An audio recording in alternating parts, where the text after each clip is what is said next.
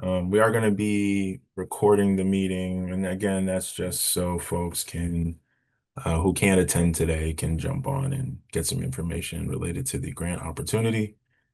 My name is Jeff Markham Jr.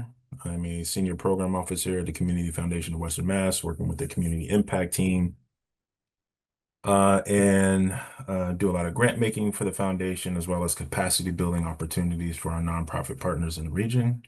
On staff here also is Margaret. Margaret, you want to introduce yourself real quick? Hi, I'm Margaret. I'm the grants administrator for the CI team, and I just support our program officers, Jeff in particular, on this one. Thank you so much. And everyone can see the slides in front of us here related to the Racial Equity Social Justice Initiative, the Power Building Grants. There's a lot of people joining. That's great. Awesome news.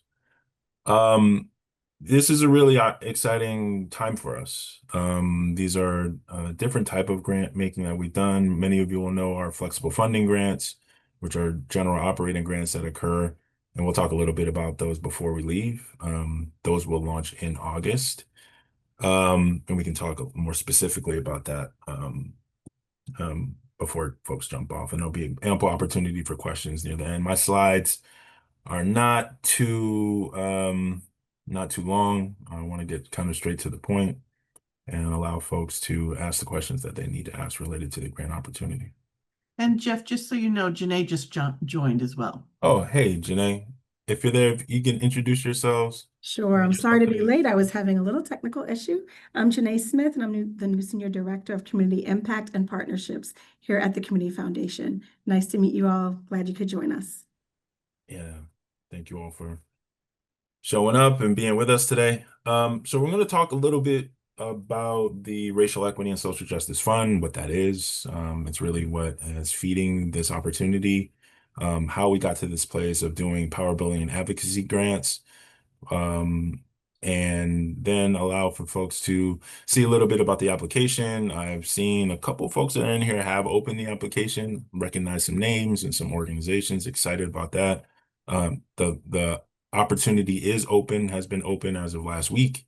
And so we'll just jump right in. So the Racial Equity and Social Justice Fund is a fund that was created at the foundation a number of years ago, before I started here, certainly, and was envisioned as an opportunity to co-create a process, somewhat a participatory grant making opportunity that would be inclusive of communities, specifically our community, communities of color, low-income folks, marginalized communities here in our region, to be a part of a grant-making process. That kind of sat, honestly, for a couple of years. What was actually awesome about it is that fund began to grow.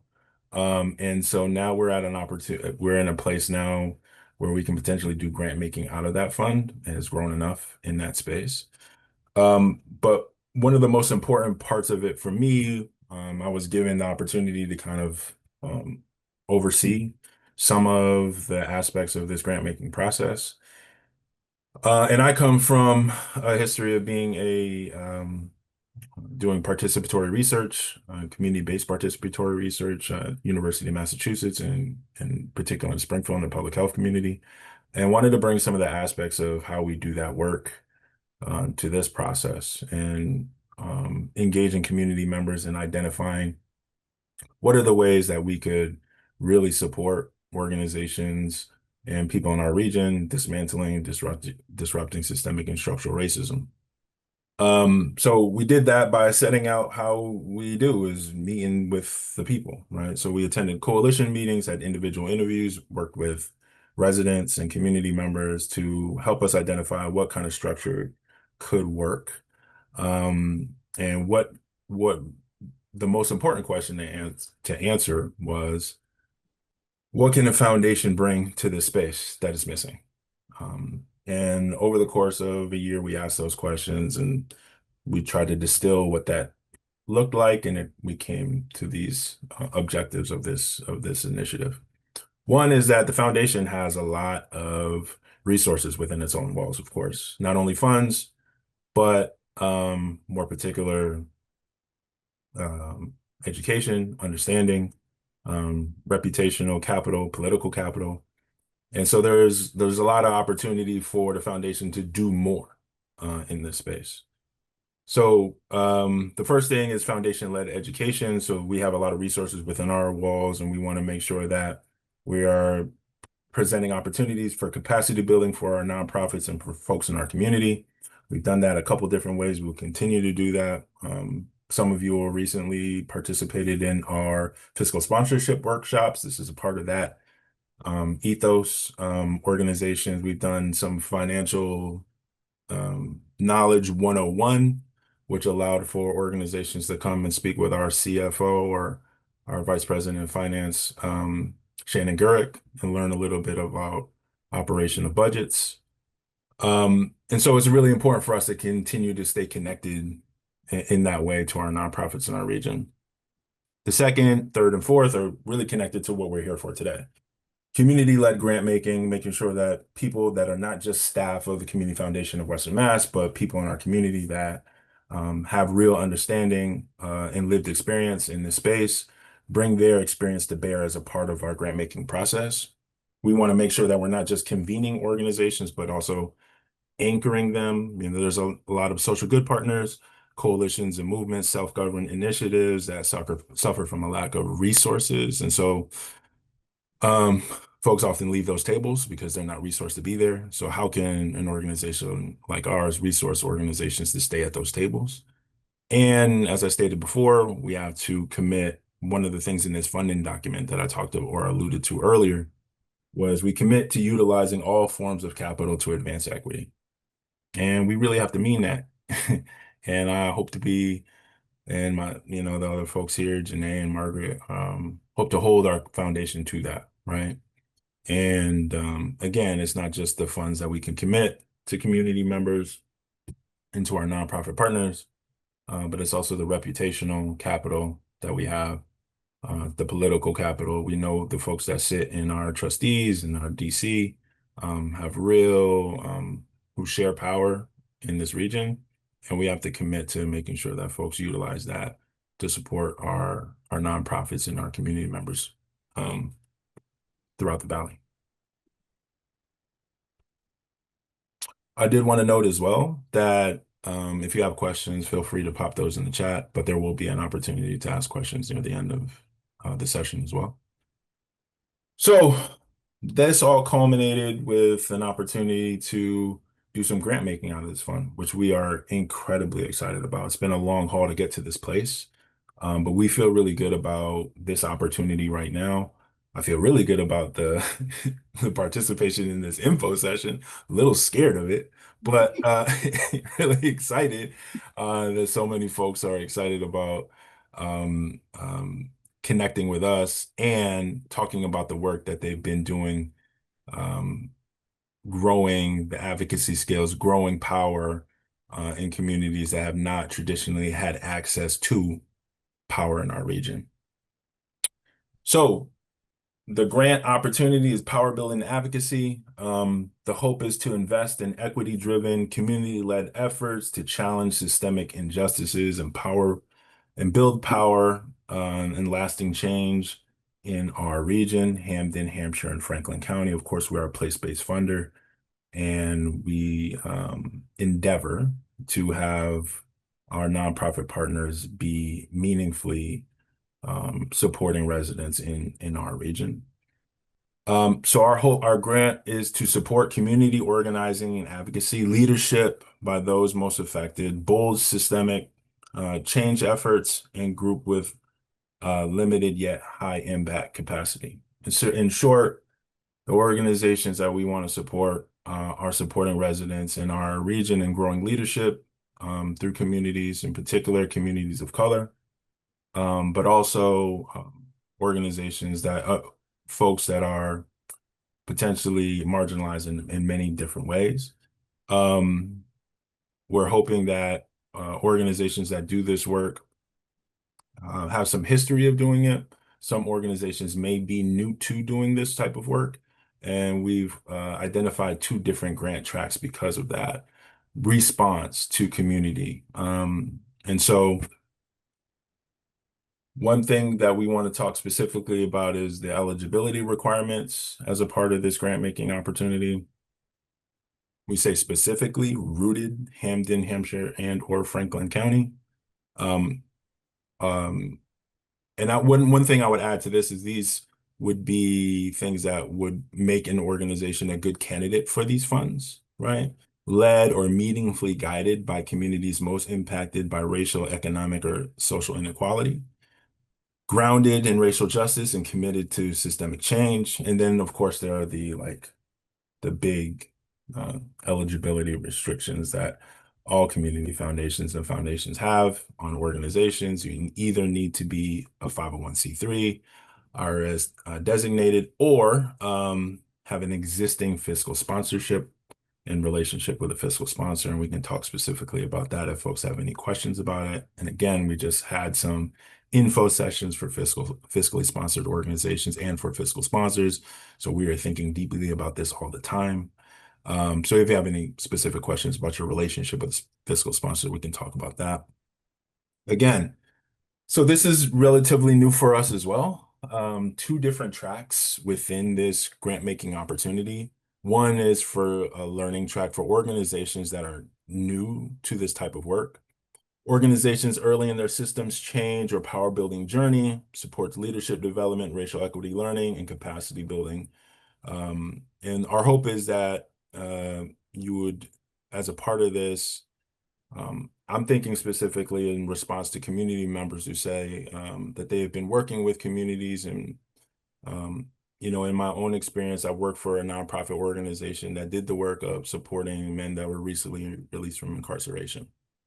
And you continue to do that work over time and realize that you are perpetuating the same cycle that you're working against. Because folks keep coming in and you educate them and then they go back out and other men continue to come back into our fold. So part of the thinking around working with that organization was that you had built this coalition of people who have come through your organization, and you start to say, how can we educate these folks to be a part of their power building process, to be a part of the advocacy strategy, to make true change for not only for the folks that are involved with the organization, but for community members at large. And so that's our thinking with these learning grants. Organizations that are at that place when they have identified we need to do a little bit more. We need to stretch and flex our advocacy muscles and learn how to empower people to continue to grow in this work. And so those organizations can apply for this type of funding. The $30,000 grants over a 12-month period, those are for organizations that have been doing this work a little bit longer, that have a little bit more clarity in their approach and are looking to support movements that they've either begun or at the beginning of. Any questions? Folks can jump in at any time if they like. Not seeing any hands. Okay, we'll move forward. Oh. Sarah, this is a great question. I actually have as a part of the FAQs, and I will get to that question in just a moment. And I was actually just going to respond. I got an email, I believe, from you. So this is our timeline. Yeah, no problem. The application is open last week. Some of this information is kind of internal, but I was going to take it out when I was looking at the slides and realized I think it's better for you all to know exactly what we're doing when we receive these applications, just a little bit of inside baseball on what our process is. So we have the information session, which is today, June 25th and July 8th, we're having virtual office hours. What those are is essentially 2 hours where myself or another program officer, likely Margaret, will be in a Zoom room where you can drop in and ask any question that you want. We're hoping that you're deep into the application at that point, and you have maybe a specific question about, your characterization in a certain question, or if you have something specific that you just need to ask related, that just kind of you want to talk out with a program officer, you can drop in and ask us a question. The application will close on July 14th. And then after that, we go through our preparation, review our assignments. So organizations who have been through flexible funding will know that all applications are read by not only myself or a program officer, but also community members are a part of that process as well. And so we have advisors who are part of the Racial Equity Social Justice Initiative, also other community members that have been identified doing the work of dismantling systemic and structural racism through their work are going to be a part of the process of reading through these applications. Community organizers as well are going to be able to read some of our applications and give feedback related to them. So that process happens in August. We'll make our decisions based on the feedback from the reviewers and from staff, and make those decisions and notify grantees, potential grantees by September 15th. And we'd hope to get all funds distributed before the end of September. We're not putting a hard date on that. Margaret has told us not to do that. Hope they will be out by September 30th, hopefully a little bit earlier than that. And Jeff, I just wanted to make one note. The application closes on July 14th at noon. So make sure you remember it is noontime that it Very does important. close. And that way, if you have any last minute questions or any difficulties, we'll be around in the morning so we can help you. Okay, any questions on any of the technical aspects related to that? I'll just go ahead and go to the application, and then I'll open up the floor for questions. So we've broken the application. These are the questions in the application. So there's no mystery. You don't need to jump into the application to see them. And we can send around this slide deck if folks are interested in that as well. So there's just 6 questions on the application that folks need to answer. 3 of them are for everyone, which are the top 3. What does community accountability look like for your organization? One of the things that we think most deeply about when we're funding organizations, how do you center the voices of the folks that you serve, and what that looks like? So that can be in the way that you're responsive to programming and programmatic and projects from your community members that you serve. It could look like the governance of your organization, your board and trustees looking like the community that you serve, or being representative of the community that you serve. So it's something we think deeply about. And it's incredibly important, especially in a grant application like this, that organizations are reflective of the folks that they serve, and that they are identifying ways to involve them in the process of doing their work. We're asking all applicants to talk about a key event or a longstanding issue, right? And we're talking about systemic and structural issues here that you are responding to, and how does it create opportunity to build collective power? And then one of the big parts of this grant application, or this process for us, is developing leadership in communities. And so the hope is that you will do that, and we want you to be able to identify the ways in which you anticipate being able to develop leadership in the communities that you serve. So for organizations that have been doing this work for some time, there's 3 more questions for you all. And we've identified organizations that fit into this criteria by you've been doing this work over the course of at least 1 to 3 years. But most of you, as I see your names here, and I recognize many of you, have been doing it much longer than that, and that's great. Describe your organization's existing system change or power building efforts includes specific campaigns, strategies, or programs that you've undertaken in the past 1 to 3 years. So you've been doing this work for much longer, but let's talk specifically about the work that you've been engrossed in most recently. And for that is, just to understand where you're at this moment in response to all the inputs that are affecting all of us across the region. We want to know how directly impacted individuals are involved in designing and leading of this work. You've been doing this for a while, and so the responsiveness that you have to communities should be apparent. And what do those feedback loops look like? The best applicants in this place in this question will identify things that they've shifted or changed because of a response of community, right? And then what specific goals or outcomes do you hope to achieve during this grant period? Obviously,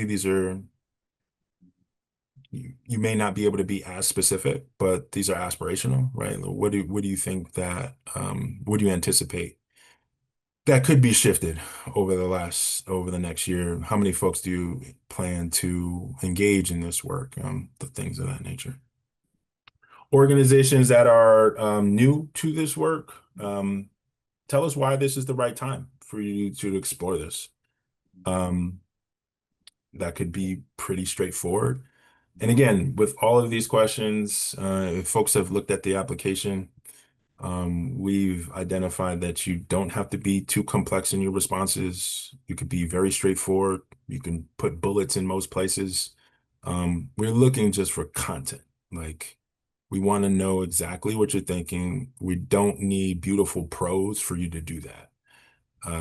And so for us, I think it's trying to be responsive to what we've heard related to our applications, and we've tried to pare them down, and then we tried to make them more specific, and we've just give us what you think and feel. And if you have any questions about that, please reach out. And I know that can be scary but I want you to take us at our word when we say it, that we don't need heaps and heaps of writing for you to identify the things that you do well. Where was I at? What do you hope to learn? Yeah, I mean, I think we're in this process as well. We're learning as much as you all are on this journey. This is our first attempt to do grant making in this way. I learn a whole heck of a lot from talking to our nonprofit partners and from folks in the region. I learned an incredible amount from applications. I learned so much about what people are doing and actually thinking in applications. So we're all learning. And what do you anticipate learning through this process over the next year if you're awarded these funds as a learning grantee? And since you are relatively new to this work, like, describe your capacity to do racial equity and organizing work, and what's your greatest opportunity for growth in that space if you're relatively new to this work. So these are some frequently asked questions that I came up with. I think I did pretty well. I'm going to answer these, and then folks can ask their own questions. Can organizations not based in Hampden, Hampshire, or Franklin County receive a grant? That's a great question, Jeff. Yes, you can.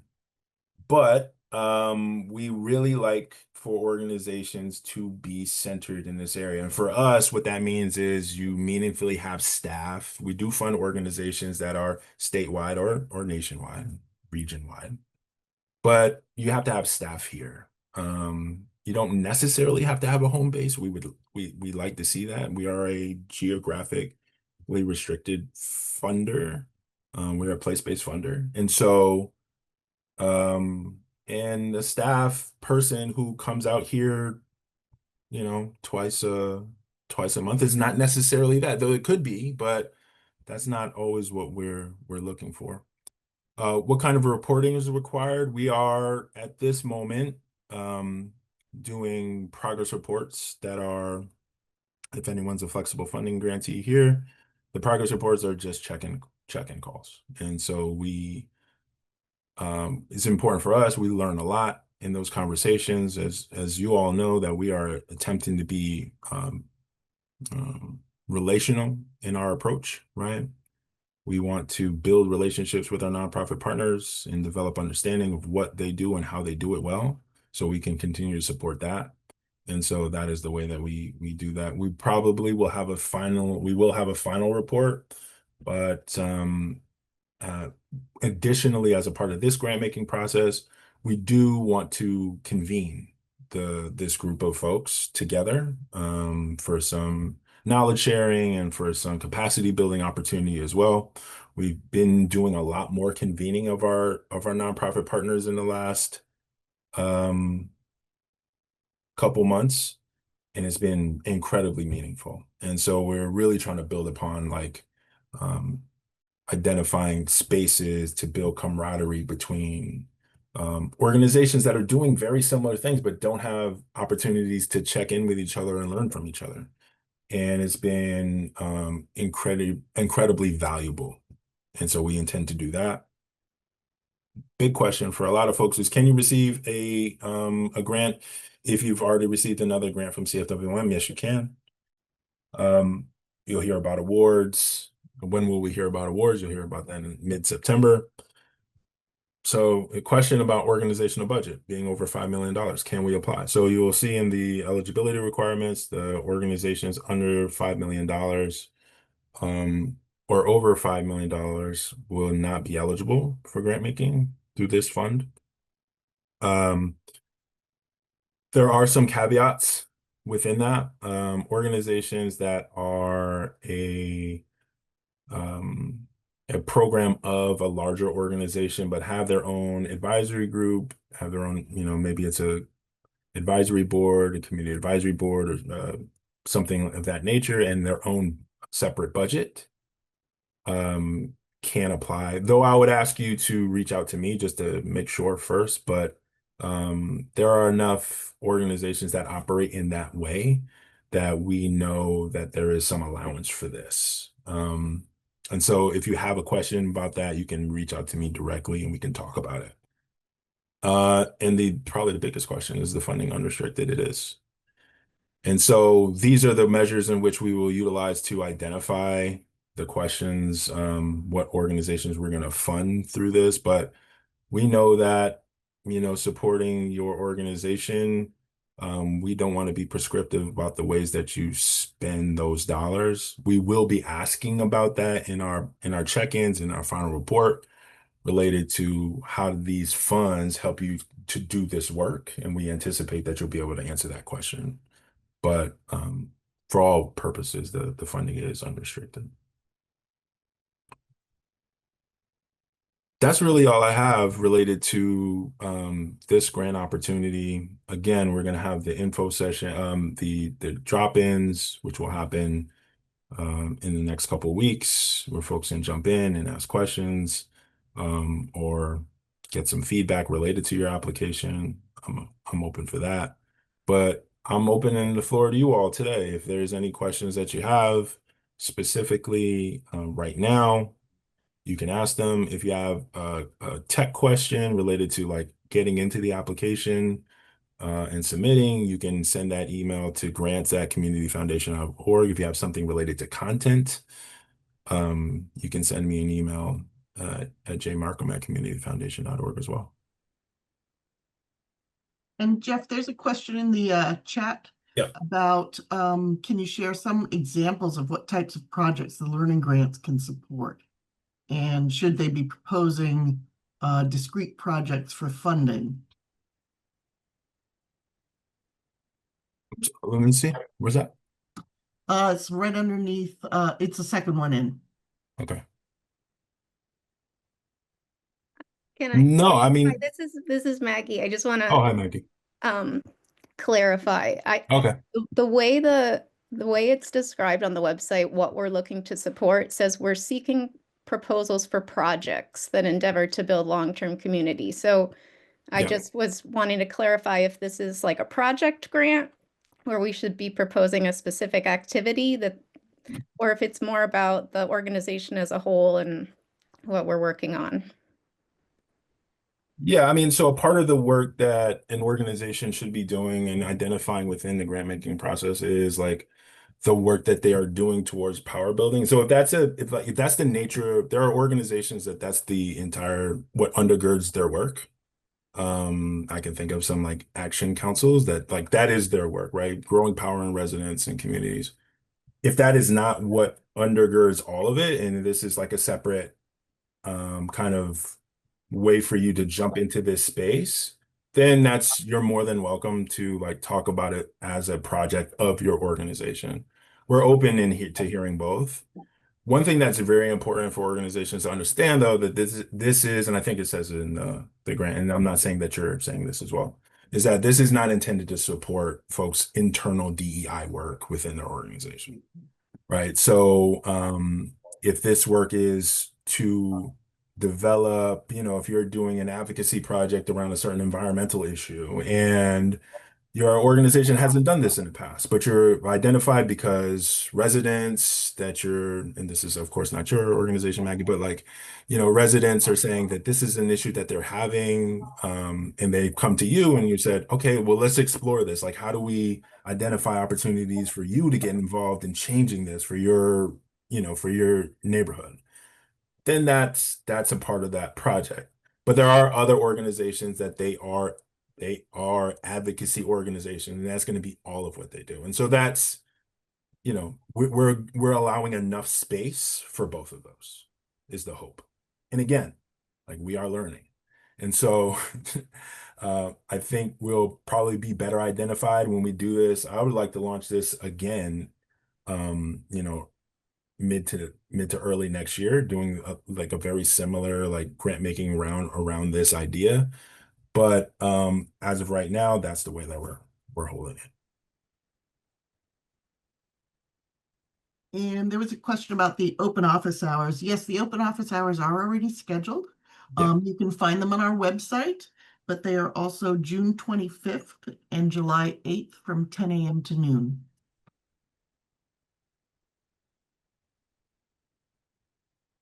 Tracy. Just a quick question about the 12-month. Is that from the time the decision is made? You have 12 months to spend the money? Is that what that means? Yes. Okay, thanks.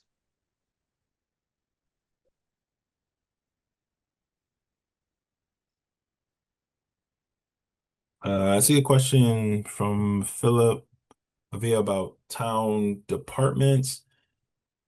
Generally, we do not support municipalities, cities and town governments. We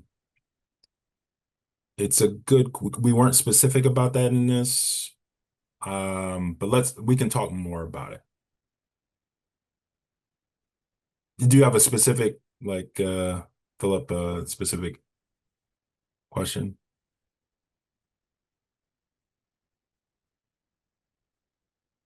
No, I don't have a specific question, just in general, just seeing if Yeah, town. in general, we don't. Okay. I had a quick question, Sure. and I saw someone else echo a similar message, so I apologize if this is kind of redundant. But we're one of those organizations that has been working in the advocacy realm for 50 years now, specifically around the disabled community, which is interconnected, obviously, with communities of poverty and other communities as well. No Our question. advocacy side is separate from kind of our contracts that we receive. So we're like right over that budget, Right. but no one funds our advocacy. Yeah. And so like, is there any kind of wiggle room for that if we're like, hey, we might as well call this a separate organization, but it's not. So I don't know. Does that make sense? Yeah, I mean, it makes a lot of sense. I think there are a number of organizations that are in that space. I'd have to know a little bit more about. I think what we've like walked away from is trying to be exclusionary. Like sometimes with these grants, you're trying to find ways to keep people out. I'd rather like rearrange that, like how do we keep folks in? And so I think it's worthy of a conversation. Like I said, I mean, there was a question related to I think the Western Mass Training Consortium, which is a large organization, but in particular, Wildfire Alliance is a very small part And they have their own, I think, advisory group, and they have their own budget, which then like allows for them to be kind of separate. And I think that would be allowable. I'd have to know a little bit more about the advocacy piece. Maybe we can just have a specific conversation about Yeah, that. that would be great. I'll schedule a conversation. Thank you Cool, so much perfect. for that. I appreciate it. No problem. Natalie? Yeah, I popped a question in the chat, but based off of, from like looking at the grant slideshow you were just showing, it wasn't clear from reading that funds wouldn't support internal DEI work, but the way that you just answered a question, I just wanted to clarify, like, Oh, that's not on. I didn't put it on the slide. It is on our like website with all the information. oh, okay, so like Yeah. if we're investing in anti-racist training for staff or a board, like that wouldn't qualify? No, Okay, all right, thank you. you're welcome. I think Tracy had a question too. I think she asked it. Her hand was just still up. Okay, I guess I could elaborate a little bit. What happens if the 12 months comes and gone? Is there some type of extension, grace period, or allowance, or what happens if Sure, you don't spend it? What goes? sure. Yeah. I think sometimes yes, sometimes our answers feel casual about this stuff. And I think for a long time, this stuff has felt way more formal than it's needed to. Like we can grant an extension. It's okay. If we had to, right? We don't necessarily want to do that. But you know, like if we're in real relationship with organizations and you know, we know that things don't always go the way that folks anticipate them to. And so there has to be allowances for that. That's okay.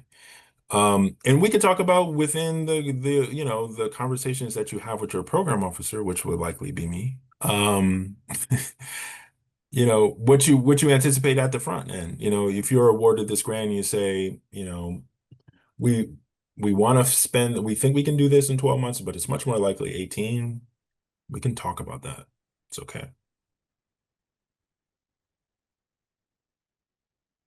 Any other question? Allison. Hi, I have a question about like the types of projects that would be eligible for a learning grant. Sure. And I'm wondering, like, a lot of the examples you've given so far have been like organizing around like kind of an external issue, like, you know, you're advocating for like some kind of specific policy change and you already know what that is. Sure. But I'm wondering, like, are you also looking to support organizations that are like building power internally within a community at that stage, even if there isn't some large like issue that they're already Yeah, I mean, you don't have to be responding to an immediate like or some, you know, no, you don't. I mean, you don't have to be responding to something that's like some outside force. Okay. Like the idea of setting the stage and building power in communities that's part of it. And it could just be the recognition that this is a need. Awesome. And if that's identified in a way that makes sense, yeah, of course. Yeah. Thank you. Yeah. And Jeff, Jose had a question about using the funds for infrastructure and education of the community. Say more. Infrastructure and Okay. education. Yes. Yeah, I mean, well, are you there? Yeah, I am. Thank you. Okay, cool. So this is a mobile market. We provide fruits and vegetables in a food desert of Amherst. We work primarily with transit migrant populations in the public housing areas. Sure. We have to get our startup fees. I mean, that's the service. That's our main goal. And of Right. course, we bring from the community. And we want to, you know, we need to have our vehicle running. We need to have certain supplies in place as much as in order to continue the service. Yeah. As much as educating the community by finding avenues to bring them and get them more involved. So how could I demonstrate that? Would you need to have that demonstrated in the application with some numbers? I looked at the questions, but Yeah, I don't know what you mean by numbers, but I will say this, right? Like we have an understanding. I use this example a lot, which is these are unrestricted dollars, right? And the example I use all the time is an early childhood education organization that operates in Ashfield. It's our grant, one of our grantees. And they talked about, the work that they wanted to do with their teachers and some of the things with their staff and increasing staff salaries, and they were able to do some of that. One of the things that they didn't anticipate is that they would have to replace their furnace. Because if you're an early childhood education organization, you have to have heat. It's very important. So that is something that you can spend your dollars on. So in service of like when we talk about general operating grants, even this like particular iteration of it, we are in relationship with organizations based in mission and their values. And so things that organizations need to do in order to kind of continue their work are allowable expenses, because in order to do your mission, you have to spend your monies in the way that you need to spend them. And that's okay with us. And so like you have to make the case on getting funding, right, through the application process, which is going to be competitive. But if you do receive funding, then yeah, you can do that. Well, that's the reason, Liz. I mean, you ask a really good question about general operating funding in the context of being a part of a large organization, which is like the thing that was brought up around Western Mass Training Consortium and also Stavros. The one thing that would have to be not general operating about it is that we know that that funding is going to that specific program. We have to know that. So that's an important part of this process. And that's why it's worthy of a conversation with a program officer before you apply. Because not every organization operates in the same way. And that will not be a problem for some organizations, that will be a problem for, and we need to have that identified. And we don't want you to like do the work of filling out an application before, and it not be worth your while. I have another quick question. This time I'm here wearing my 50 Arrow Gallery hat, not my Stavros hat anymore. 50 Arrow Gallery is a Black, Indigenous, and other persons of color centered gallery space located in East Hampton. Sure. We are a fiscally sponsored project and have been for several years. And I know you said they're eligible, but it's an existing relationship. How long of an existing relationship? And I apologize if you might have answered this. No, I didn't answer, but I mean, just that you've had it established. You don't establish it after the application came up. Like, is it an established fiscal sponsorship? That's okay with us. Okay, thank you so much. Yeah.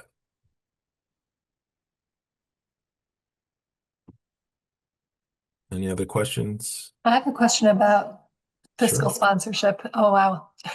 I'm Okay. echoing in Tracy's office right behind me. So the Franklin County CDC is a fiscal sponsor of several organizations. And if we apply and someone we fiscally sponsor also applies, would that be okay? I can see possibly a match with someone we do fiscally sponsor. Yeah, that's okay. As well as with our general operating grants and the flexible funding rounds, that's okay with us as well. As long as it's clear, you have your MOU kind of established, and you fill out the fiscal sponsorship form that we have and have that on file, and you have your kind of separation of the way you do that work. That's totally fine with us. Maggie, yeah, there's a question. Maybe we should just talk specifically about your, like at another time. Okay. Because I want to answer, I want to be like, I don't want to cage the question, or if you don't want to talk, openly, and that's totally fine. I actually am fine with that. I would love to just like, maybe we can schedule time to just talk in the next Sounds couple great. months. Yeah, I guess I'm just having a hard time wrapping my brain around. It's difficult. It should be just one piece of what we're doing, or if this is more about the whole organization and how it's approaching community building. Right. So I think a good answer is that an organization is probably not going to be a good candidate if they don't already have this like established way of being responsive to their community, right? And whatever that means in your organization, and it's very different in different organizations. So if you don't have that base already, then you're probably not in a good space to be funded through this opportunity. The second part is if you have a specific initiative that you're looking to launch, that addresses the idea of building power and like leadership development of community members, that's something that we want to fund under our, our newer organizations to this work. But the funds that you receive can be their general operating, so you can use them within the organization. We are going to specifically ask about the work that you talked about in terms of your project. And so like there's no cookie cutter response to, because I don't know what kind of organization you are. I'm really trying to be like, one of the things that I learned as a part of the process for launching this grant, and why it feels like it's not all like tightly wrapped, is because it's not. Like we're trying or attempting to be, and that's why this is kind of like a small scale, trying to be really individualized in our approach to the nonprofit partners who are part of this process. And so the questions that I may ask you as a part of the progress report and final report might be different than another organization. And that's kind of difficult to kind of like get all of our heads around. But if we really want to be like in relationship with organizations, this is the way that we have to try to do it. So it's not as like tightly wrapped in that way, but I think it'll be more advantageous to the nonprofit partners that are part of this process to have it this way, because like success could look very different for you than it would for another org, and that's okay. And so We appreciate it. Thank you. sure. So check-ins, oh yeah, you can email me directly and I'll send you, I have like this booking link, and we can just like drop in a 30-minute meeting and just rap about whatever it is that you want to talk about, including this and flexible funding, if that's of interest to you as well. Margaret, are we sending out? I can definitely send the slides out. And I actually might update like I did a FAQ page, but I was going to talk to you folks. I'll add the answers as a slide to that, to the FAQ, and then send those out. And maybe some of the other questions that folks had, maybe we can just add a couple of those as well, and we'll send that out. I don't know if we're going to upload the recording though. Right, Margaret? Yes, we are. We'll upload the recording to the website. It may take a day or two. So if you can have a little patience and maybe check at the end of the week, and we'll have the recording up there. We probably will also put the slide deck up there as well. Yeah. And please, I'm very serious about this. Send me an email. I will respond. And if you want to find time to meet, we will find time to meet.